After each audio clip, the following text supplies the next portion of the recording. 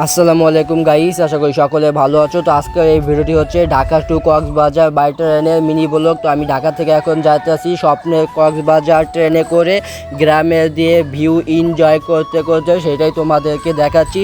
তো কক্সবাজারে ট্রেনে দিয়ে গেলে কিন্তু প্রায় 8 থেকে 9 ঘন্টা সময় লাগে, তারপরে তোমরা কক্সবাজার যেতে পারবে। আমি দেখতে পাচ্ছ ভিউ এনজয় করতে করতে যাইতেছি। এই জায়গাটার ভিউটা কিন্তু জাস্ট ওয়াও, এক কথায় অসাধারণ। তোমরা দেখতে পাচ্ছ ভিউটা কত বেশি সুন্দর লাগতেছে।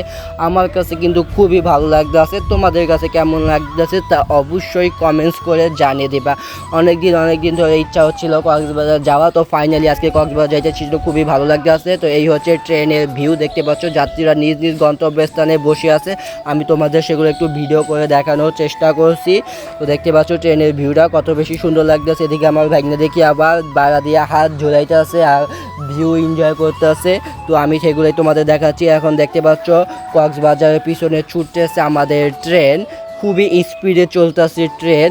ফাইনালি আমরা 8 থেকে 9 ঘন্টা জার্নি করে চলে এসেছি স্বপ্নের কক্সবাজার রেলওয়ে স্টেশন। এখানে কক্সবাজার রেলওয়ে স্টেশনের জায়গাটা কিন্তু খুবই বেশি সুন্দর, যা তোমরা নিজ চোখে না দেখলে বিশ্বাস করতে পারবে না। যাত্রীরা একে একে ট্রেন থেকে নেমে তাদের হোটেলের পিছে ছুটতে আছে। আমরা এখন আমাদের হোটেলের পিছে যাব।